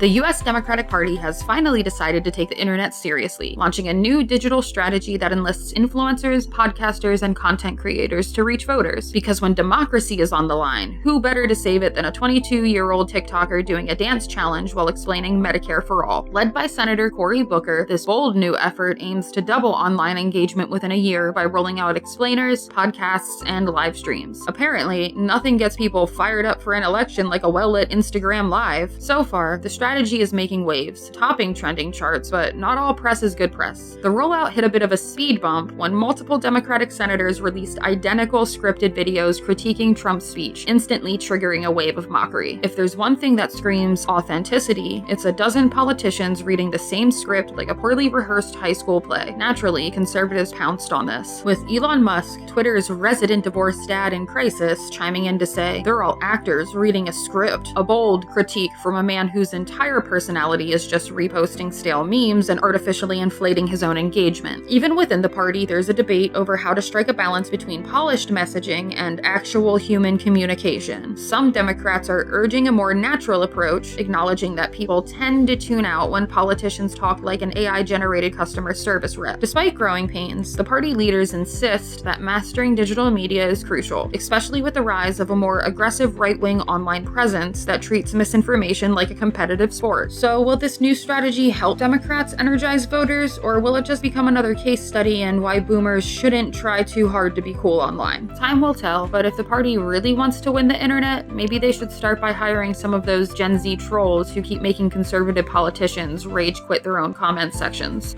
Elon Musk, the tech mogul who seemingly can't decide whether he wants to colonize Mars or American politics, is back at it. His latest venture, a political action committee he's funding, is offering Wisconsin voters $100 to sign a petition opposing so-called activist judges. And wouldn't you know it, this little cash for signature scheme just happens to be rolling out 2 weeks before the crucial Wisconsin Supreme Court election. Weird how that happened. What's at stake is the court's ideological balance, with Democrat-backed Susan Crawford facing off against Republican preferred Brad Schimel. The winner will have a major say in decisions on abortion rights, public sector unions, and voting regulations. So naturally, Musk, who, let's not forget, is not a Wisconsin voter, has decided to wade into this race with the same subtlety he brings to firing Twitter employees. Musk's PAC pulled a similar stunt in the 2024 presidential election, because a free and fair democracy is when a billionaire throws money around to get the results he wants. Also, let's not ignore the personal angle here. Crawford's campaign has called out Musk's meddling, noting that Tesla is currently tangled up in legal disputes with Wisconsin over dealership bans. So this isn't some grand ideological stand against activist judges. It's about protecting Musk's financial and political interests, because at the end of the day, his political philosophy boils down to regulations are bad unless they help me make more money and further my regime. So while Wisconsin voters are out there making real choices about their future, Musk is busy treating democracy like a vending machine, dropping enough cash and out comes the policy you ordered. But hey, at least this time he's paying people before screwing them over. That's like progress, right?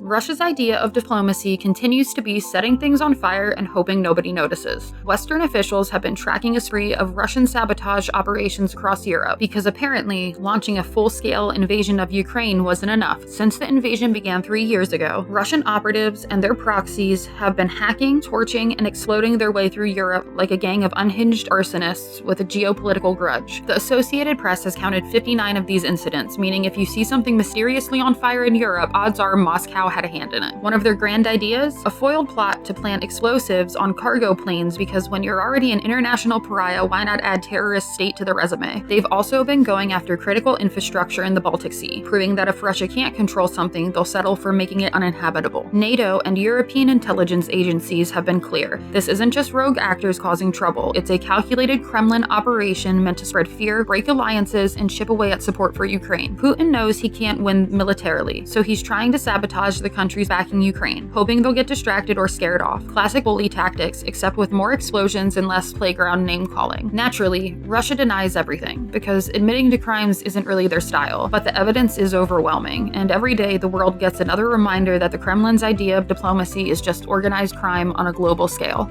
In Missouri, a group of over 50 citizen activists gathered in a public library to fight back against state legislators who think voter approved is just a suggestion. Their cause? Believing that when people vote for paid sick leave and a higher minimum wage, those policies should actually happen. Radical, right? Missouri Republicans, never one to let democracy get in the way of corporate interests, have decided that the best way to serve the people is by overriding their will entirely. But why stop at wages and sick leave? They're also coming for abortion rights, because small government is when you use the state to control people's bodies. Just to ensure voters don't get any more rebellious ideas, they're working to make it harder to pass constitutional amendments in the future. This isn't just a Missouri problem either. It's part of a growing trend of lawmakers across 18 states trying to kneecap citizen ballot initiatives before they can even become law. Arkansas, Utah, Arizona, and South Dakota have all jumped on the bandwagon, proving that when democracy threatens those in power, their first instinct is to rig the rules. Voters aren't backing down, though. Activists are now pushing for state constitutional protections to stop lawmakers from treating democracy like an optional feature. The message is clear. If politicians won't respect the will of the people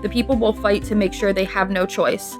For decades, scientists have assured us that the universe would expand forever, growing colder and emptier until everything just sort of stops. A bleak but predictable fate known as the Big Freeze. New data from the Dark Energy Spectroscopic Instrument suggests that dark energy, the mysterious force pushing the universe apart, might be losing steam. If it keeps slacking off, gravity could eventually take over and pull everything back together in a spectacular cosmic implosion, also known as the Big Crunch. So instead of a slow, lonely fade into nothingness, we might be headed for a chaotic collapse where the universe gets yeeted back into singularity like an old hard drive getting reformatted. Either way, it's not looking great for long-term real estate investments. Of course, these findings are still preliminary, and scientists need more data before they start rewriting the doomsday calendar. But if dark energy really is weakening, that means our entire understanding of the universe's fate has been based on a faulty assumption. Not that this should be surprising. Humanity has had a solid track record of thinking we've got everything figured out right before reality laughs in our face. For now, we'll just keep floating through space, blissfully unaware of whether we're on the path to an eternal freeze or an apocalyptic collapse. Either way, the universe seems to be having an existential crisis right alongside the rest of us.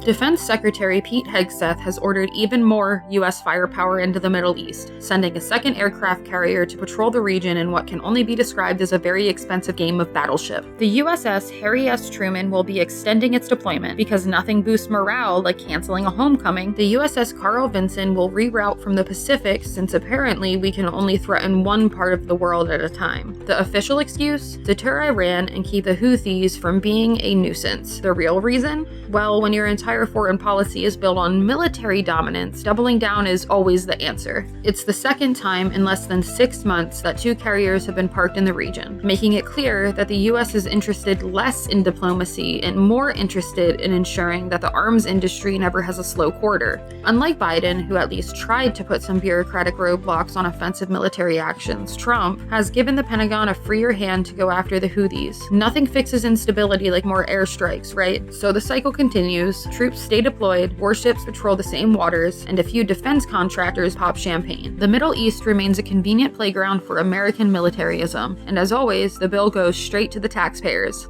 The Trump administration is toying with the idea of invoking the state secrets privilege to dodge accountability for deportation flights that defied a federal court order. When all else fails, just scream national security and hope everyone stops asking questions. A federal judge told the government to hold off on deporting Venezuelan immigrants. The administration went ahead with the flights anyway. Now, U.S. District Judge James Boasberg is demanding answers. The White House is frantically reaching for its favorite escape hatch: classified secrecy. After all, why explain blatant blatant defiance of the law when you can just claim it's all too sensitive for public scrutiny. The Trump team insists that revealing details about the flights would trample on executive authority, as if following the law and preserving national security are somehow mutually exclusive. Meanwhile, in a display of peak authoritarian energy, some Trump allies are so offended by the mere existence of checks and balances that they're calling for Judge Boasberg's impeachment. Yes, impeaching a judge for expecting the government to obey its own rules. Even Chief Justice John Roberts, hardly a radical defender of judicial oversight, had to remind these folks that impeachment isn't just for when a judge makes you sad. This isn't just about deportation flights. This is about a government openly testing how far it can push the envelope before someone stops them. If this works, what next? Declaring drone strikes classified so courts can't question extrajudicial killings? Invoking state secrets to cover up domestic surveillance? The precedent here is chilling. We need to act before it is too late.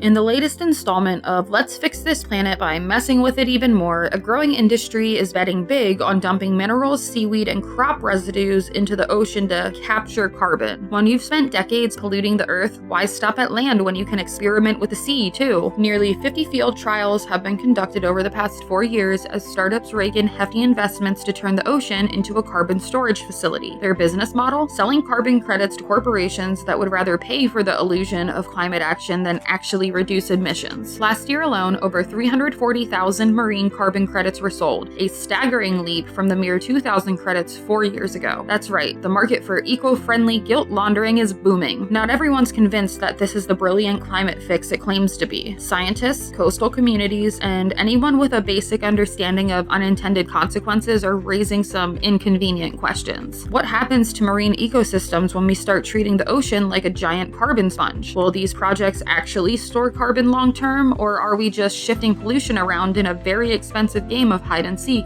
Who benefits from this, aside from the companies cashing in on the carbon credit bonanza? Scaling up these projects would require massive amounts of resources, energy, and materials, things that don't exactly come with a zero carbon footprint. Proponents insist this is necessary to combat climate change, as if this kind of techno-optimism hasn't already led to a century of bad ideas with worse consequences. So, is this the future of climate action, or just another way for corporations to profit off of environmental desperation? One thing's for sure, if history has taught us anything, it's that when capitalism meets climate solutions, the planet is rarely the real winner.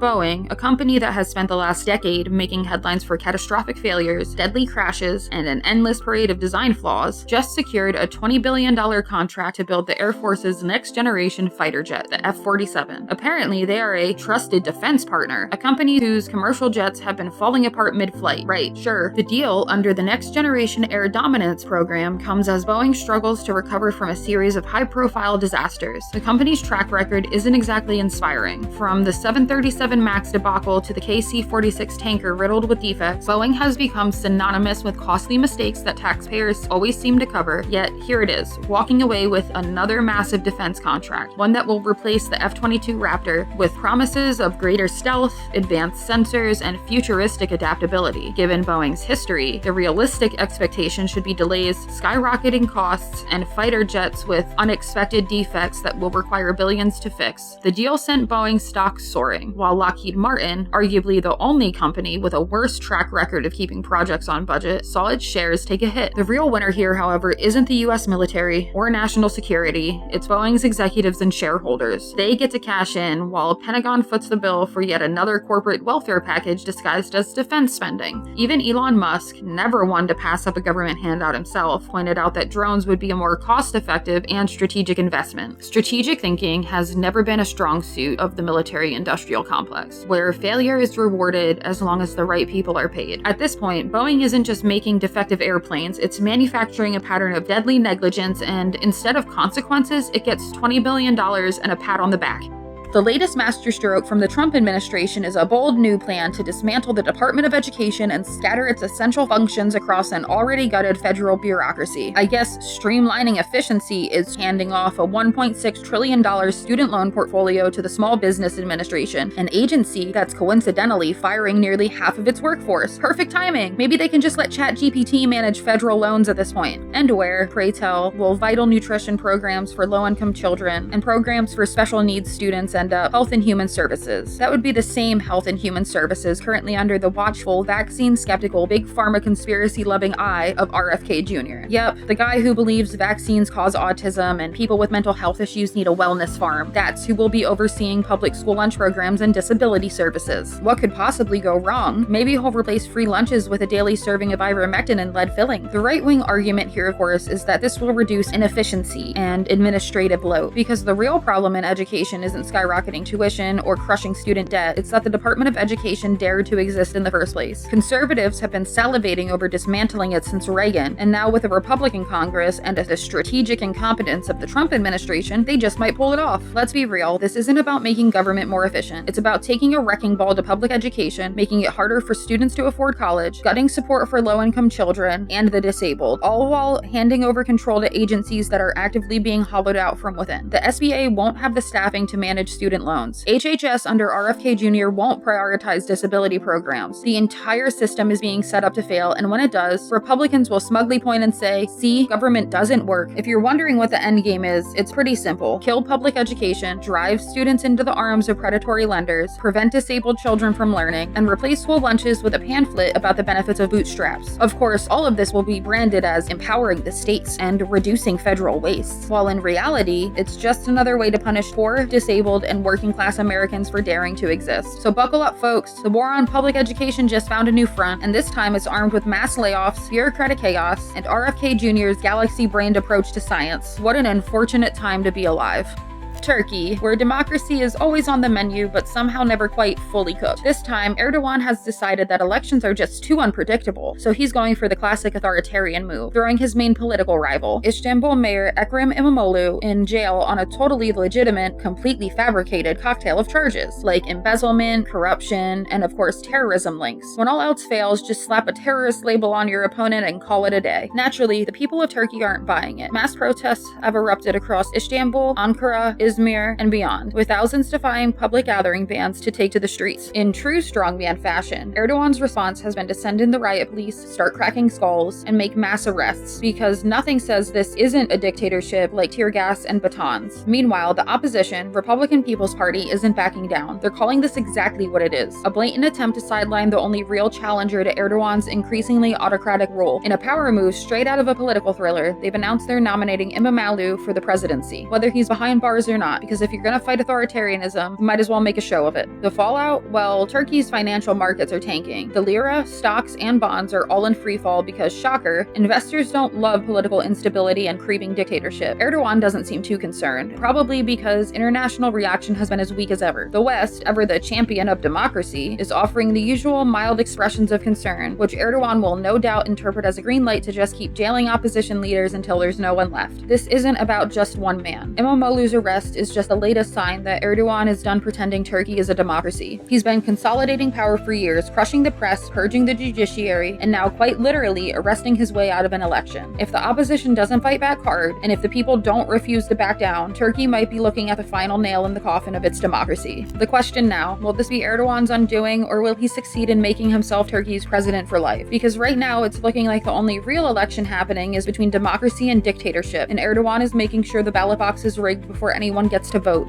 Ah yes, another thrilling episode of Middle East Geopolitics, the never-ending war edition. This time, Israel and Hezbollah are back at it, proving once again that ceasefire is more of a polite suggestion than an actual policy. So what happened? A few rockets. 6 were fired, 3 got through and were intercepted by Israel. No one officially took credit, but let's be real, it was almost certainly Hezbollah. If there's one thing Hezbollah loves more than destabilizing Lebanon, it's poking Israel with just enough force to provoke a response. And of course, Israel, being Israel, was never going to sit this one out. Both camps have mastered the art of blame shifting, ensuring that no one side ever steps back to break the cycle. Netanyahu's retaliation resulted in at least 6 deaths, one of which was a child. Others had multiple injuries. This is a reminder that when you build the conditions for endless conflict, you end up playing demolition derby on repeat. Amid this orchestrated chaos, the UN stands as the lone, disillusioned mediator, urging both parties to honor ceasefire agreements and break free from the self-perpetuating madness. Their calls for peace, reminders of disarmament and true withdrawal withdrawals fall on ears that have long since tuned out as the relentless drumbeat of war marches on. In this tragic comedy, the endless war isn't an accident. It's the product of calculated choices by all players. Both Israel and its adversaries have built a system where peace is optional and conflict is the default setting, ensuring that the bloodshed continues indefinitely. In what can only be described as an epic misallocation of resources, the Trump administration has commandeered thousands of federal agents from the FBI, DEA, and ATF to ramp up an immigration crackdown that reeks of panic and prejudice. While these agents are busy corralling so-called illegal immigrants, as if they're the masterminds of every national security threat, serious crimes like child exploitation, drug trafficking, and financial fraud are being left to fester in the shadows. Critics are right to point out that this strategy isn't just short-sighted, it's a downright assault on the very idea of national security. By diverting law enforcement away from genuine criminal investigations, we're witnessing a dangerous gamble, betting on a xenophobic narrative while ignoring the real threats that plague our society. Trump's rhetoric about an invasion of illegal immigrants is nothing short of a manufactured crisis, designed to justify his authoritarian playbook. Homeland Security officials claim this move is essential, but when your priorities shift from protecting citizens from violent crimes to policing borders with the fervor of a paranoid gatekeeper, it becomes clear that the real agenda is about consolidating power while stoking fear. Meanwhile, immigration-related arrests have spiked. At its core, this isn't just about immigration, it's about diverting attention from systemic failures and real security challenges. The decision to redirect thousands of agents is a stark reminder that in this administration, political theater takes precedence over effective governance, and the very notion of justice is just sacrificed on the altar of ideological hatred. Truly, this is the kind of policy that lets you really know national security has become a convenient excuse for massive mismanagement and outright discrimination. Leland Dudek, Trump's personally appointed Social Security chief, has generously decided not to shut down the entire agency, after a federal judge patiently explained that following the law does not in fact require nuking Social Security. Similar to the way a parent explains to a child you can't only have candy, Dudek had previously insisted that a court ruling designed only to keep Elon Musk from rummaging through unredacted personal data would somehow force the SSA to close up shop like a failing Trump casino. Fortunately, U.S. District Judge Ellen Lipton Hollander stepped in to remind him that her decision did not, in fact, order the destruction of the Social Security Administration, but rather just told Musk he couldn't play cyber detective with private data. Upon realizing that a billionaire not getting his way is not the same thing as government collapse, Dudek quickly reversed course. Now let's talk about the real reason behind this manufactured crisis. The Trump administration and Musk had argued that limitless access to personal data was essential for cracking down on rampant Social Security fraud. The only problem is, Social Security fraud is about as common as a functioning NFT project. According to the SSA's Inspector General, improper payments, including both fraud and honest mistakes, amount to less than 1% of the $8.6 trillion in benefits paid out over several years. Yet Dudek and Musk acted like seniors were running some kind of elaborate Ponzi scheme, when in reality most fraud cases involve people forgetting to file paperwork or government clerical errors. So to recap, Social Security remains open, Musk doesn't get to cosplay as Big Brother, and Dudek just got a crash course in not declaring government shutdowns based on billionaire tantrums. A happy ending for everyone, except of course for Musk and Donald. They now have to find a new hobby. Maybe they can start by fixing their own fraud-ridden companies. In his latest episode of Authoritarian Cosplay, Donald Trump has decided to revoke the security clearances of several prominent Democrats, including Kamala Harris, Hillary Clinton, and Joe Biden. Also his entire family, because apparently political grudges now come in bulk, along with Liz Cheney and Adam Kinzinger, who, fun fact, are Republicans, but committed the unforgivable crime of not worshipping him. The official explanation? National interest. The actual reason? Petty revenge with a side of deep-seated insecurity. Traditionally, former presidents and senior officials keep their clearances so they can provide experienced counsel on national security matters. Trump has never been a fan of tradition, unless it involves dodging taxes or inciting insurrections. Critics, or anyone who has taken a civics class, argue that this move is nothing more than political retribution, targeting individuals who have publicly opposed him. When you're running the government like a reality TV show, you really need some primetime drama, like stripping your enemies of security clearances. The real irony here is that the guy who stashed nuclear documents in his golf club's bathroom is suddenly very concerned about classified information. This is the same man who once suggested injecting bleach to cure COVID, but sure, Hillary Clinton is the security risk. European central banking officials are quietly panicking over whether the U.S. Federal Reserve will continue to provide critical dollar funding under President Donald Trump. While the Fed itself hasn't suggested any changes to its global financial support, officials across Europe have started asking the question that keeps world leaders up at night. What if Trump wakes up one day and just decides to break it? After watching Trump run foreign policy like a particularly unhinged Twitter thread, do you blame them? Traditionally, the Fed provides crucial dollar funding to keep global markets stable, and Eurozone banks, which rely heavily on these credit lines, would prefer not to see the entire system thrown into uncertainty because he had a bad day. But after witnessing Trump govern like a wrecking ball in a gold-plated suit, European officials are quietly gaming out nightmare scenarios like the US government pressuring the Fed to cut off international access, or replacing the dollar with some kind of MAGA-backed crypto disaster. Of course, the likelihood of this happening is still considered low, but the fact that Europe is even having these conversations speaks volumes about Trump's reputation for, let's say, unpredictable leadership. This is, after all, the same man who once suggested defaulting on US debt like it was a bad casino loan. For now, Europe is stuck hoping that the Fed remains independent and that Trump is too distracted suing the news. Donald Trump has once again demonstrated his talent for making life as difficult as possible for vulnerable people, revoking the legal status of 530,000 immigrants from Cuba, Haiti, Nicaragua, and Venezuela. These individuals, who had been granted temporary humanitarian parole under Biden, now face the terrifying prospect of deportation starting April 24th, because apparently this man can't stand the thought of letting people escape poverty, violence, and political turmoil in peace. The official justification is that previous programs exceeded legal boundaries. The real reason is pure unfiltered xenophobia, served up with a side of authoritarian power flexing. The US government had already vetted these people. They had legal pathways. They had sponsors. They were living their lives. But because cruelty is the point, the Trump administration has decided to throw them into chaos anyway. It doesn't stop there, because why ruin only some lives when you can ruin even more? The administration is also considering revoking the legal status of 240,000 Ukrainians who fled a war zone. The same people who were welcomed as refugees after Russia bombed their homes may now get kicked to the curb because, well, Trump loves playing the immigration hardliner no matter how senseless the policy. Let's be crystal clear, this isn't about law and order. It's not about protecting American jobs. It's not about national security. This is about Trump proving, once again, that his immigration policy is driven by spite, not strategy. There is no economic, legal, or moral justification for throwing 500,000 people, many whom have already built their lives here, into uncertainty overnight. But that's the whole point, isn't it? To make immigrants afraid, to keep people living in fear, to force them into desperation, to tell them that no matter how hard they try to play by the rules can change at any moment. If you think this stops with humanitarian parolees, think again. This is a test run for an even bigger purge. Today it's 530,000 people. Tomorrow it could be millions more, because when your ideology is built on punishing the other, there is no finish line.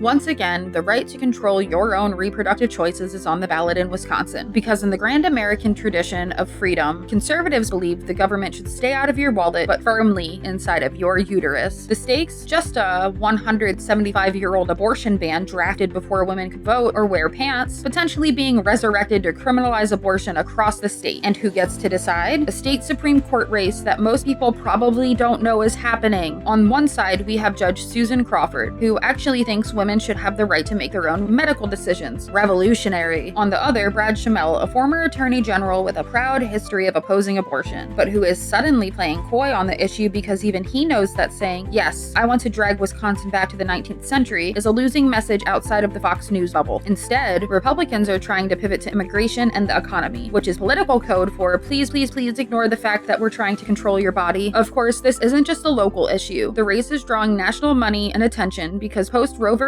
Wade, Republicans have realized the only way to enforce forced birth policies in blue-leaning states is through backdoor power grabs in state courts. They know they can't win on abortion bans outright. Every time it's put to a direct vote, even in deep red states like Kansas and Ohio, the people reject it. So instead, they rely on quiet, down-ballot judicial races to sneak their extremism into law. This is about power, not life. If it were about life, the GOP would be fighting for maternal health care, paid parental leave, and affordable childcare, things they all consistently oppose. Instead, their solution to an unwanted pregnancy is forced birth and vibes. So if you're in Wisconsin, pay attention. This isn't just a judicial election. It's a referendum on whether your rights will be dictated by the ghosts of 1849. If history has taught us anything, it's that when conservatives say they want to return to traditional values, they mean before women had any value at all. The Trump administration's bold new strategy for handling extreme weather: just stop measuring it. In a move that truly captures the spirit of Republican governance, the National Weather Service is slashing the number of weather balloon launches because, surprise, they're laying off so many people that there simply won't be enough hands to let go of the balloon. This, of course, comes just in time for tornado and storm season, because small government is when you make sure you have no idea when a deadly storm is coming. For those unfamiliar, weather balloons collect critical data, temperature, humidity, and wind speeds, all of which feed into forecasting models that help predict everything from thunderstorms to hurricanes. Cutting these launches is like a pilot deciding to fly blind because fuel is expensive, and yet somehow the geniuses in charge have decided that less data equal more efficiency. Where is this happening? Nebraska, South Dakota, Colorado, Wisconsin, Michigan, Wyoming, plus earlier cuts in New York, Maine, and Alaska, all places where extreme weather is a very real and very deadly threat. But don't worry, I'm sure the tornadoes will politely check their schedules before dropping in. Why is this happening? Well, the official reason is government efficiency programs, which is the Orwellian way of saying mass layoffs and cost cutting, because in Republican math, billions for tax cuts, always affordable. Basic public safety infrastructure, too expensive, sorry. And the best part, this will definitely make the weather forecasts worse. Former NOAA officials are basically screaming that reducing data will cripple forecasting models, meaning less accurate storm warnings and more unexpected disasters. At the end of the day, this is just another example of how right-wing governance works. Destroy public services, watch the chaos unfold, and then use that all as an excuse to privatize whatever's left. And if a few thousand people get swept away by a tornado because their local forecast was off, well, as long as they get more tax breaks, it's all worth it. That wraps up this week's Brainrot News recap. If you've made it this far, congratulations. Your brain has officially absorbed enough existential dread to last until the next recap. If you enjoyed this beautifully curated collection of societal collapse, don't forget to like, subscribe, and comment. We'll be back tomorrow with more daily updates, followed by another recap next Sunday that will have you questioning why you even bother to stay informed. Until then, stay skeptical, stay slightly unhinged, and remember, ignorance may be bliss, but bliss leaves you uninformed. See you next time, unless I've been black-bagged.